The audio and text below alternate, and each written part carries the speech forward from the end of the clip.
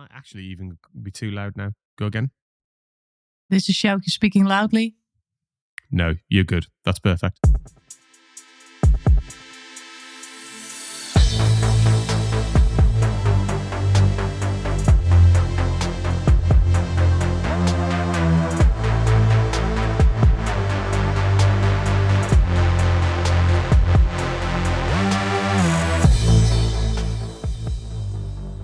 Welcome to Cloud Realities.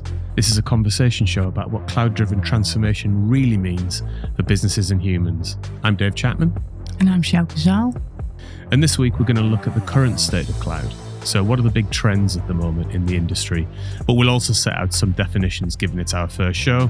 And I think when you listen to cloud conversations, there's generally quite a bit of inconsistency in how some of these terms are used. So we'll set out a start at the 10 at least in terms of how we're using these terms. Well, before we get to that though, Sjoukje, how are you doing? Are you all ready? I'm totally ready for it. Really looking forward to it. Great. Yeah, me too. What have you been up to this week? Anything interesting? I know you did a huge thing this week, right? Yeah, I did a huge event. An 18-hour live stream. An 18-hour live stream. Yeah. I mean, that's crazy. So tell us a bit about it. What happened? We did. I lead the global AI community, which is a very huge community with more than 30,000 members. Wow. And every year we have two major events. And this event was called the Global AI Developer Days. So we started Wednesday evening with a keynote evening, fully packed with sessions with CVPs from Microsoft and NVIDIA, sharing their visions around AI, the future of AI. And then yesterday, Thursday morning, we started at, I think, around 6 a.m. with the live stream. We had 36 sessions of community members from around the globe. And it was great, really awesome. Amazing. I mean, the fact it was an 18-hour live stream slightly blows my mind. So how much of it were you on for? I think I had some short breaks for 1 or 2 hours in between, but I was on for the whole 18 hours. Yeah. Wow. And what was the outcome? Where did you get to? The biggest result was that we had a great day and that everyone enjoyed all the sessions and enjoyed the commitment from the community. Yeah. And we had lots of viewers, which is a kind of a big thing nowadays. It is. People are overwhelmed with things like this. And potentially podcasts, dare I say, that you really got to try and bring something to the conversation and pull viewers in with some fresh content, I think. Yeah, true. Yeah, totally agree. It's tricky. And talking of content, let's crack into what we're going to talk about this week. So this is an introductory show. It's just going to be Sjoukje and I, and we're going to talk through some core elements to do with the cloud and where the cloud is up to today.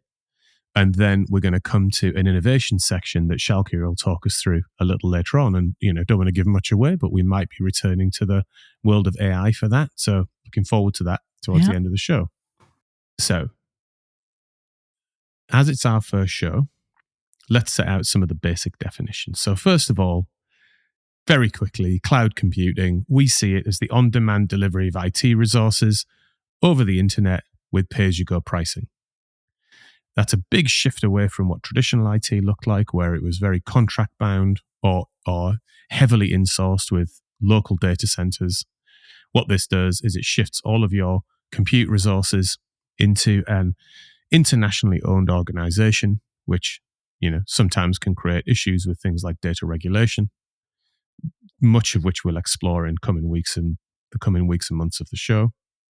But effectively, it changes the dynamic. So going from buying computing as CapEx-heavy technical equipment to buying your processing much more like buying a utility service like electricity or water. But cloud computing is much more than that. It has a series of layers and additional functional components that allow you to transform how you're doing things as an organization. And what we'll do, again, in coming episodes is really dig into the reality of what that means and some of the challenges of that.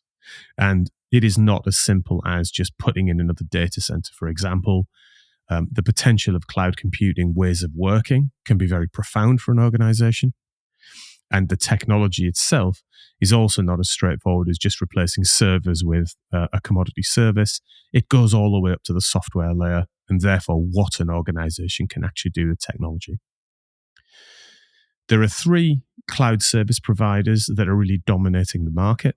Those are AWS, Microsoft Azure, and Google Cloud Platform. To give you a sense of that in terms of market share right now, based on some current research done by ISG and Gartner, roughly, AWS has 32% of the market, Microsoft Azure has 26% of the market, and then Google Cloud Platform has 16% of the market, and then the remainder is built up with smaller cloud providers, the likes of IBM Cloud or Oracle Cloud, or things like Alibaba Cloud and various other more regional iterations of cloud.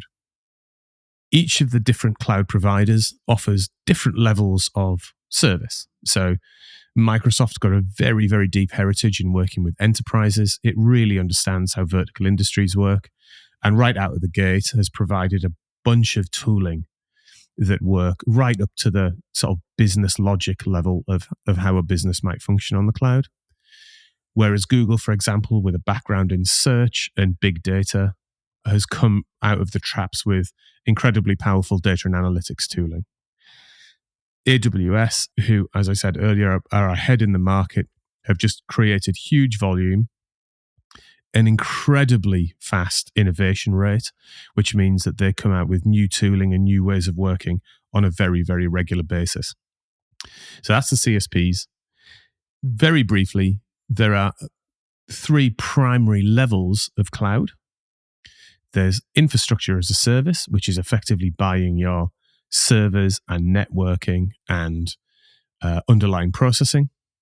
There's platform as a service, which is like buying development environments. So you might be able to get a platform as a service that's specific to your industry that you can then leverage immediately some industry tooling or industry data and analytics pre-configured materials.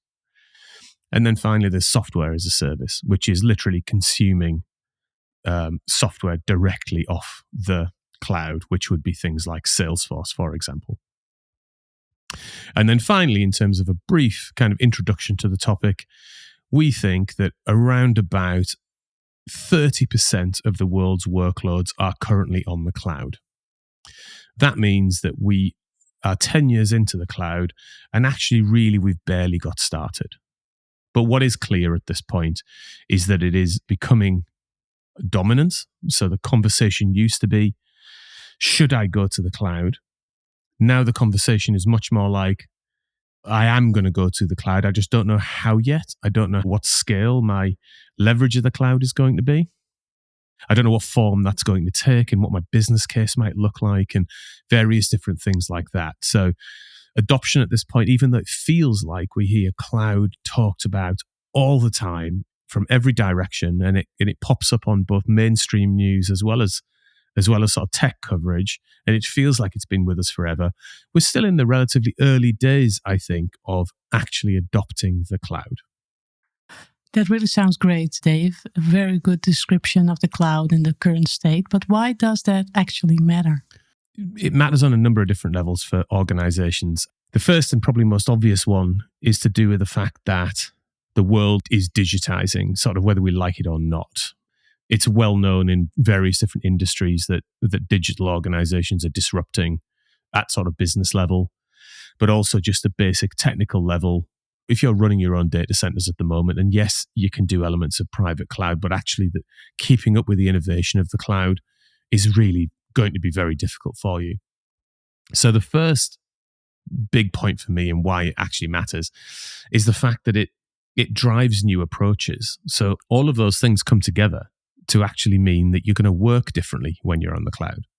So it's not just that your technology is in a different place, but actually all of a sudden you can now move faster. Now a lot of organizations get into the cloud thinking they're going to get velocity, and then they get disappointed that they don't get velocity. And the reason for that is because the transformation actually goes much deeper than just the technology and the tool set available and, say, your methodology for project management. It's much more about mindset, governance, how your organization actually functions. I align this to a phrase that I like very much, but is often misused, which is the phrase of cloud native. Now, sometimes people define cloud native as being quite a technical thing, right, Sjoukje? They talk, how would you define a technical definition of cloud native, for example? Re-architecting or rebuilding or redesigning applications, workloads that can run on the cloud in a distributed way. That's, for me, the technical description of cloud native. Yeah, which is absolutely spot on, like bang on. And that means you've had to sort of rebuild your application pretty fundamentally, really. And generally, you're probably, in doing that, you're using, say, certain cloud providers' tools that come with it. And therefore, if the cloud provider updates that tool, your application is updated for you kind of automatically. And also it does a thing called elastic scaling, where, if you've got a peak of processing at a certain point of the month, because that's the way your business works, previously you would have had to buy equipment to make sure you can hit that peak. Well, in the world of the cloud, a cloud native application will scale out for you. It will pop up additional processing, and then when that's finished, it will retrieve that back in again. So it can be very, very cost effective. But for you, it's different, right? Cloud native. How would you describe it? Yeah, I see it as a wider objective than that. So it has absolutely, from a technical level, exactly what you said. But for me, it comes with different ways of working and a culture that may be different. So a cloud native organization would maybe think about, say, application development and therefore new business service development in a different way. They might think about it as being able to respond to the market. And that means that if they're responding to what the market is doing and they want to make fast updates to that application, well, they've got to govern that differently. And they've got to delegate authority into teams differently. And it's through that delegation you get things like DevOps working properly as a process. Without that delegation, DevOps doesn't really work properly because you can't make decisions within that team. So there's an element of right at the top of organizations making conscious decisions about how they delegate authority, which can then impact processes further on in the organization in a way that can, say, for example, increase velocity. Also within that type of organization, leaders need to think differently, and they need to reset what good looks like, e.g., the whole learnings and failures thing. Is a failure bad, or is it a learning on a way to something better? As well as the style of leadership. In a cloud native organization, you're really looking at the experts and the practitioners to make the right decisions and the best decisions. So therefore, leaders might be uncomfortable with that because they might feel like they need to have answers, but actually what they're really there to do is to support practitioner teams to get to the right places. And that does not just in technology, I hasten to add, that can go out into product teams and business development teams. Does that make sense? Yeah, that sounds really good. And I think most businesses or organizations will have a long road ahead to make that change. Yeah, it's often underestimated, and actually that's a great point, because when I refer to cloud transformation, I usually call it cloud-driven transformation, which means it's, yes, we're starting with the cloud. That's the kernel of what we're doing here, but actually it's much more resonant, and kind of ripple effect changes can happen right across an organization as a result of making this change. Now, you can, of course, resist that as an organization and keep it boxed in, which may or may not work, and you may or may not get some of the benefits out of, but you won't be able to realize some of the wider digital benefits. I think one of the best examples for me, and it's well-trodden ground, this example, but I don't think there's a better one yet, is Netflix. So Netflix start life as, a physical media distribution company, emailing DVDs and Blu-rays to customers. Then they very quickly get on the streaming bandwagon. So right at the very beginning of streaming, Netflix put up a big platform on AWS and get into streaming very early. So they then have the courage to pivot out of their old business. And then the next step they take as an organization is then actually creating content. So they effectively there's two market disruptions in that journey, One is the disruption that streaming brought about to, the distribution of media, the blockbusters of the world and even cinema exhibition of films. And then Hollywood itself, in terms of changing paradigms about how films are released, how TV series are released. So two very major disruptions. And that's an organization that didn't make that jump all in one giant leap. They took a series of iterative, brave decisions during that period. Yeah, those were really brave decisions. It takes a lot of courage to be that bold, and also a good vision and a good strategy to make that a success. Exactly so.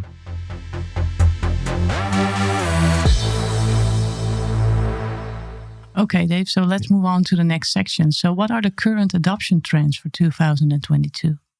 As we said earlier, the state of the world's adoption at the moment is around 30%. So that means 30% of the world's workloads, of all the workloads in the world that are currently in private data centers, has been moved to the cloud in some way, shape, or form. And there are a number of different ways you can do that. Most of it has been fairly simply moved over, unless you're a new organization or you've invested very heavily in the sort of cloud native modernization that Sjoukje was talking about earlier. And though that's the case, and that's relatively early days, there are a bunch of, I think, important trends that are visible at the moment in how the cloud is being talked about. So I'm just going to quickly whiz through those. First of all, sustainability, of course, is a very substantial subject in the world of compute, as it should be. We talk just at the point where COP27 is about to happen, and a big discussion of the world's leaders in terms of climate commitments over the course of the next 12 months and following up from COP26. So the cloud providers quite rightly are leaning into this with net zero commitments, I think, now on the table from each of the cloud providers. And I would expect at the big industry shows that are coming up over the course of the next 6 months, we'll hear a lot more from cloud providers about it. The other thing in this trend that's interesting is cloud providers giving some power back to organizations to make decisions about where the power is coming from that's powering their processing. So being able to elect as a organization to use carbon neutral or net zero processing power, I think, is something that has got to come along at some point in the not too distant future. And you can already see things like FinOps organizations getting their heads around how sustainability can be built into the day-to-day working of your cloud environments. The second trend I would point out is modernization really kicking off in earnest now. So a lot of early cloud adoption was often driven by IT organizations, quite rightly. I was one of those people, and you would do it on a cost-saving business case. Well, actually, when you look at what's going on in vertical sectors and vertical industries now, there are so many very interesting things that can be done with things like IoT and various different platforms as a service that can really sort of profoundly change how businesses function. So I would expect terms like industry cloud to become much more part of our nomenclature over the course of the next 30% of adoption, where I think it'll be much more modernization centric. And that's something we're really interested here on the podcast about, which is like, how do you really modernize and what does that really mean? I've talked about platforms. You can find platforms everywhere these days, not just the infrastructure platform and software as a service. Gartner talk about something called Cloud Infrastructure and Platform Services, or CIPS, which is bringing together core elements of landing zone build and things that are available in operational platforms to pull together highly automated offerings within which kind of infrastructure resources are complemented by platform resources. So that's very interesting. Database as a service is highly prevalent. Business process as a service is prevalent. Communications platforms as a service is prevalent. So platforms are absolutely everywhere. And how you think about your cloud environments now will be platform centric, almost like whether you like it or not. But that bridges me into the fourth trend, which is somewhat counterintuitive to that, which is, I think the death of lift and shift has been wildly over exaggerated. So lift and shift was a version of a migration, for those who are not aware, where you very simply just move your application from running in a data center to running in the cloud. That can often mean you transfer tech debt, and it can mean that you can't use that application in a cloud native way when you get on the other side, but it gets you there quick. And that can often be a good reason to do it. And we are still seeing lots of organizations wanting to take that path through. So in our world, where our reality here is that cloud native is effectively where we kind of advocate from, lift and shift still has a place, but it's how you do it. That's the important thing, how you do it, how automated you make it, how cost effective you make it, so you're not hampering yourself from modernizing those applications a bit further on down the line. Connected to that is trend 5, which is cost. And cost is everything. On our next episode, we're going to delve a little bit into cost with our first guest. And cost is at the baseline of every one of the business cases going to cloud, whether it's got business value attached or not. Cost has to be factored into this. You've got to get your operations right on the other side, and you need to get your route to benefit realization very clear. These themes are things that we will absolutely return to, because benefit realization is something I don't think we as an industry have really got our heads around yet. The next one relates to the humans that are at the center of all of this. So talent and the talent crisis we currently have in the industry. As many more organizations start to embrace this stuff at scale, there is only so many people and experienced people to go around. So opening up ways to train talent, ways to reskill talent, ways to radically increase diversity and inclusion in the talent pool for cloud is critically important. And it's been on the top of the agenda, I think, for the last year or so. And I think will continue and should continue for a number of years yet. Can you elaborate a bit more on the diversity part, why it is important? Yeah, my view is if you take a microcosm of, say, a DevOps squad, let's say it's got 10 individuals in it, and they're all doing different roles. Some are doing more operational, some are doing dev, some are doing architecture, some are doing security. If that team has got 10 people in it, all with the same background, all with the same points of view, all at the same age demographic, you are going to get a certain set of solutions. And it's going to be a limited set of solutions because it's all going to be inspired by the same stuff.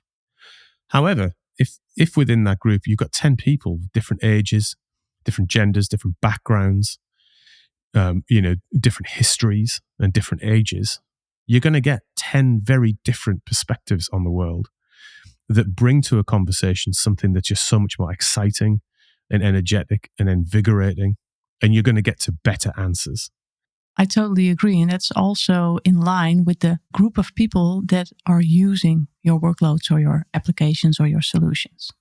Absolutely that. So it's a better reflection of what your consumer and your customer is doing. Yeah. So I think what people misunderstand sometimes about it is that they feel like they have to do it because it's being measured in some sort of way, and nothing else changes. So let's be more diverse, but actually we're not going to really change anything to do that. But actually, like real inclusion in my mind is about, we might change the ways of working in the team. We might completely change how the dialogue works in the team, because that's how we're getting the sort of how people are bringing themselves to the conversation, right? Yeah, true. Just got to create different spaces sometimes and safe spaces for those things to really flourish. The last point on trends point and kind of where the industry is up to at the moment is around the sort of changing natures of the market. So the changing natures of what IT is as a function, what procurement looks like in the cloud, and the cloud service providers themselves in terms of changing how the market is working. So for a long time, IT has been a cost center and has been very focused, because its businesses have asked it to, on being very, very efficient and driving down cost. And that's brought around things like labor arbitrage and being able to buy big chunks of service from traditional GSIs, global service integrators. And that often could be, say, a 5-year deal, kind of with a 1,000-page contract with very clear T's and C's. Well, in the world of the cloud, it sort of doesn't work like that. The T's and C's you get from AWS, for example, is about 2 pages of A4. It's how you architect that situation that is going to create your stability and efficiency and all of those sorts of things. Labor arbitrage, though, still plays a very valid part in IT today generally. Automation arbitrage is now on the rise. So actually using software to drive some of these things itself, the kind of automated platforms that I talked about a little bit earlier, we're seeing cloud service providers bring very significant automations to the market in the worlds of operations that we need to engage with. And then my final point, I think, would be IT departments themselves are now needing to stretch outside of their traditional boundaries. So go from being an organization that was very technical centric and efficiency based, and actually having to look at is the technology as effective as it needs to be? And what business conversations do I need to be having around that? So I think, Sjoukje, for me, broadly, those things hopefully summarize about where we're up to in industry right now. Yeah, I think it totally aligns with the current state. And I also think that these are great trends that we can work out in our next episodes, right? Exactly that. I think that just the beginning of a very rich conversation, I hope, that really gets to the heart of what all of this stuff is about and where the reality of it lies. Yeah. And the final point I think I would make is about the human at the middle of it. So often in these big sort of technical and transformational conversations that can tend to be very, very sort of business-like or tech-driven or something like that. And I think what we're going to be interested in, as well as all of those issues, is like, what was it like as a human to go through that, whether you're a leader or a practitioner? I mean, what's been your human experience of learning about the cloud, for example, Sjoukje? I think the biggest experience that I have by working in cloud transformations and with different teams is that it is in fact a different way of working. You really need to change everything that you are used to, and that's difficult for people. It's extremely difficult. Right. It also, when I was going through something like that, I have a very similar experience personally when I set up a cloud transformation program, and like all of them, 6 or 8 months in, it's difficult, and you're trying to work out why it's difficult, because on paper it looked straightforward enough. I actually felt very vulnerable in that situation because I didn't feel like I was necessarily skilled enough to do it, and I really had to sort of very much engage with new learning, right? Which might be awkward, for those of us like me of a certain age. It was quite a surprise at that point in my career to have to learn something so profoundly different. Yes, and in the end, it always takes longer than you expect upfront, right? And that also makes it more difficult. Exactly that. All right, brilliant. So hopefully that gives us a bit of a level set and a bit of an update on where we think the industry is at the moment.